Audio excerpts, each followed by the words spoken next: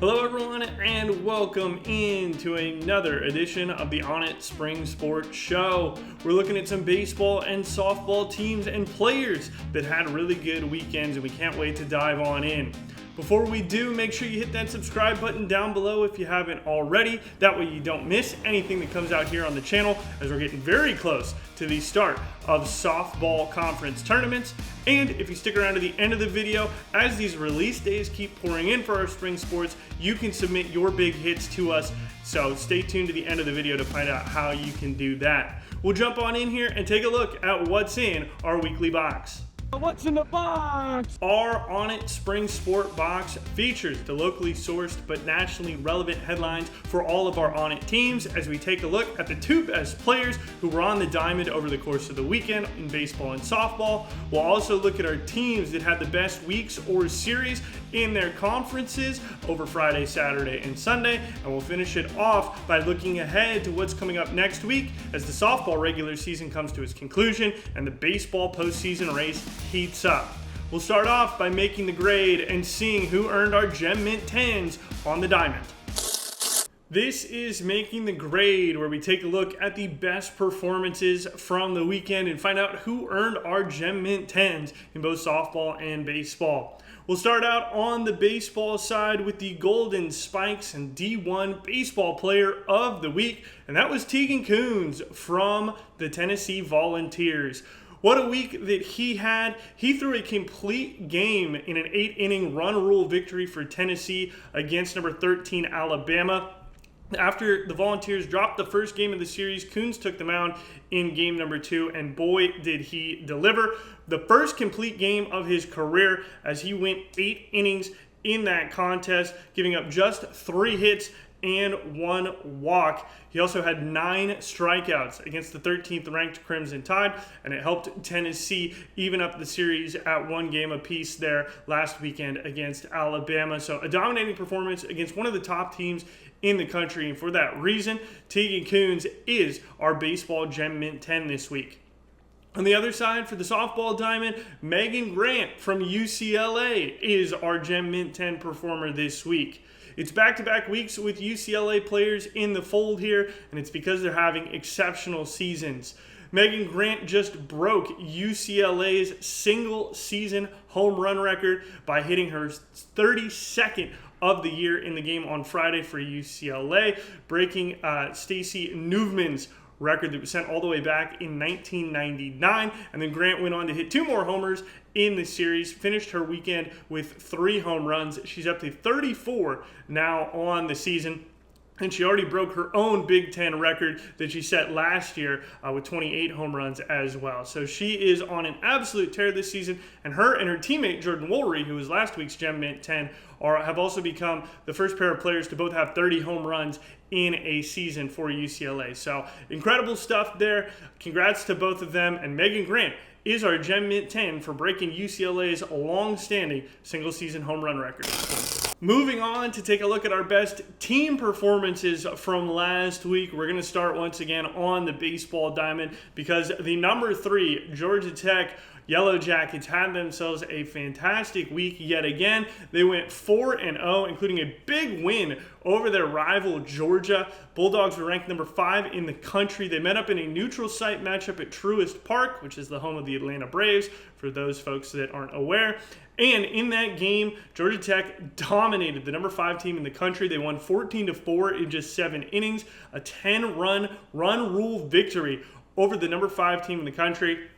I think that is giving a lot of people some pause on, what they think about Georgia, and it shows how good Georgia Tech is and have been this season, loaded with talent, guys like Drew Burris, Vaughn Lackey. The pitching staff has been incredible, and I think they have what it takes to make a serious run, and they followed that up by proving it in the ACC series that they had over the weekend against Wake Forest. At home in Atlanta, they managed to sweep the Demon Deacons, although all the games were close, and that pitching staff that I just talked about was a little bit shaky. They gave up 5 runs in the first game and managed to eke out a 6-5 victory before getting into a slugfest on Saturday. That was a 14-11 win for Georgia Tech, and then they finished it off by getting a 6-5 victory in the final game of the series as well. to finish off the sweep and the 4-0 week. So they showed their resilience and their toughness in this conference series against Wake Forest. They showed their talent and ability to blow out Georgia in that neutral site game at Truist Park. So really liked what I saw from Georgia Tech this weekend. Cade Lewis on the other side for Wake Forest. He proved that he is one of the best players in the country. I think he is continuing to show people that he is a serious talent. He had a great weekend, number of home runs again, batted nearly 500. He was just a shade below. So he was a problem all weekend long for Georgia Tech, but the Georgia Tech offense, powered by Burris and Lackey, did exactly what they needed to do to walk out of there with 3 ACC wins and finish off that 4-0 week. So congratulations to Georgia Tech. They are our baseball team of the week. And on the softball side, we had a conference title wrapped up by Texas Tech, and they are our softball team of the week as they won back-to-back Big 12 conference champions now in the regular season, and they did so by sweeping Arizona State on the road in Tempe. So a great job by Texas Tech bouncing back. I had mentioned going into that series, they had lost to Texas State and had some tune-up games, so they blasted UTEP in those tune-up games, 16-0 and 11-1, both in 5 innings, made short work of the Miners, and then went to Arizona State, number 23 team in the country. When they met, Texas Tech was number 3. 6-0 in game 1, dominating performance, showed up exactly how they wanted to. Nigeri Canada, amazing performance in the circle all weekend long as per usual. In game number 2, 7-5, it was a little bit closer, but Texas Tech managed to get the job done and slam the door shut on an Arizona State comeback. And then in the last game, it was much like the first, 7-1, just great offense from Texas Tech, and then a fantastic performance in the circle from Canada. She just continues to show why she is one of the best pitchers in the country and why Texas Tech worked as hard as they did to get her to transfer in. So I would say that she's been worth almost every penny since she arrived in Lubbock. So a great job there by the Red Raiders. They secured the title for the Big 12 regular season. They will be the number 1 seed going into the Big 12 tournament, which is in just 2 weeks. They've got to get through Baylor here in the final week of the season coming up this weekend. That series starts on Thursday, and then they are off to the Big 12 tournament, which begins May 7th and runs through May 9th. So the softball season is rapidly coming to a close here in terms of the regular season. We have plenty of postseason action carrying us through about the next month or so, depending on how long the College World Series goes. But Texas Tech, Big 12 champions, and with that title, they are our softball team of the week as we look ahead to the final week of the softball regular season and see who's going to be playing in some pivotal series. Looking ahead to next weekend, some big series on tap in both baseball and softball. Let's start in baseball since they have a little bit left to go in their season, but this still is a very big series and it's coming to us from the SEC. We're seeing 2 of the hottest teams in the country match up against one another as number 7 Texas A&M hosts number 11 Auburn.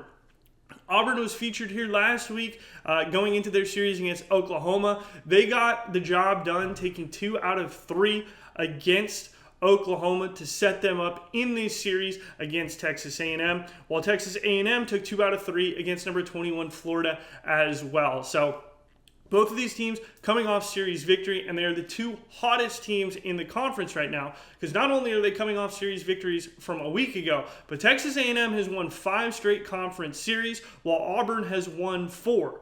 And those 2 teams are the only 2 teams in the conference that have won more than 3 series in a row at the current moment. So these are 2 teams that are stocked full of talent with a ton to play for right here, because the SEC, yet again, is still just an absolute logjam. There are some other big series in the SEC that could move some teams and pieces around as we try to figure out who is going to win this conference.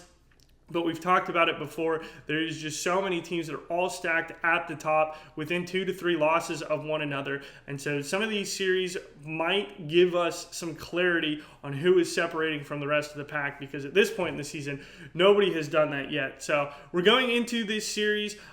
It is in College Station, and it begins on Friday, May 1st. So that'll be a night game as Auburn comes to town for Texas A&M. You got a night game on Friday, then an afternoon game on Saturday and Sunday, May 2nd and 3rd. If Auburn can win this series, they will be inside the top 10 undoubtedly when the next batch of rankings comes out. For Texas A&M, if they can win this series, depending on what goes on with Texas, maybe some of the other teams in front of them, they could be a top 5 team in the nation and have a stranglehold potentially on the conference. So there's a lot at stake here for both of these teams. Auburn could get themselves right into the regular season title mix with a sweep over Texas A&M. That would catapult them up the standings in a very good way for the Tigers. So we're just really looking forward to this one. A lot of good talent on both sides. As I mentioned, Chris Hakopian, Gavin Grahovec for Texas A&M. You got a guy like Caden Sorrell as well.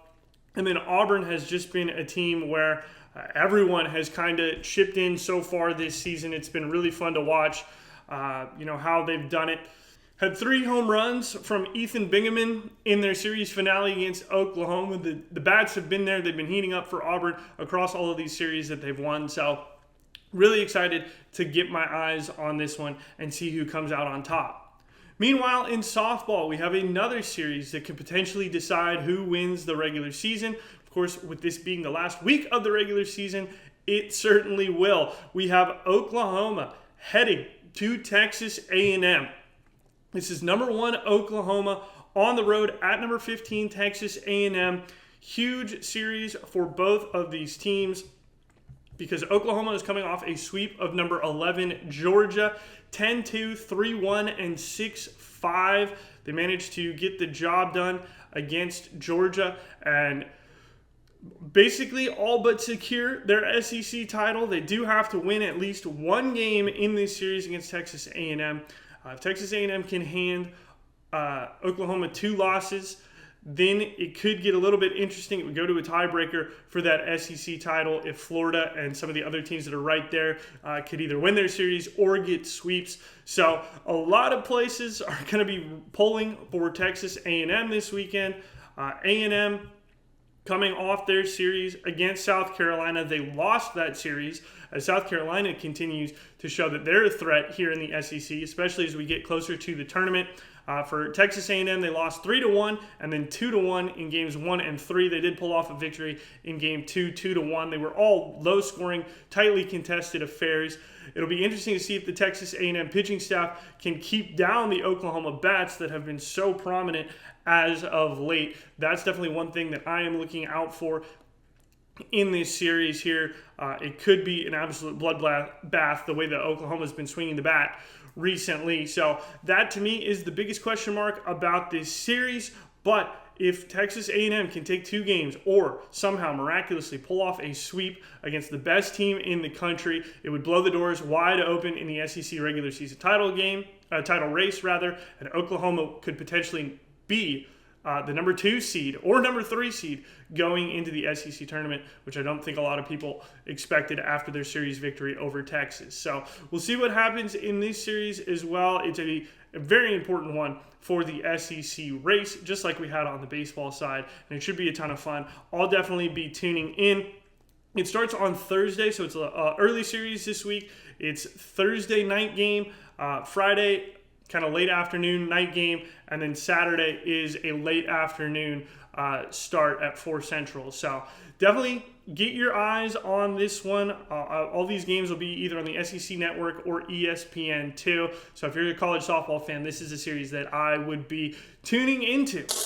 That's all the time we've got this week, but thank you so much, everybody, for sticking around to this point. Hope you enjoyed the video. We appreciate you watching this far, and if you are still around and you like the video, do give it a thumbs up and subscribe to the channel if you haven't been here before and you like the content, because we cover college sports all the time here at ONIT.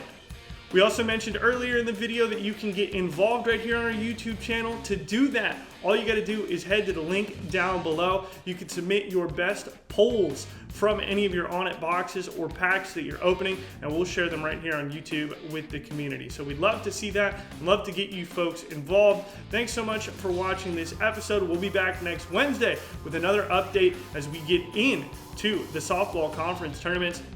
We'll see how things have shook out there, as baseball still has about a month to go before we think about the postseason. But the softball postseason is rapidly approaching, and we can't wait to cover it here at ONIT as we continue to release baseball and softball teams as well. You can head to our website, onitathlete.com, to find our newest releases. And if you don't see your team yet, just hang tight.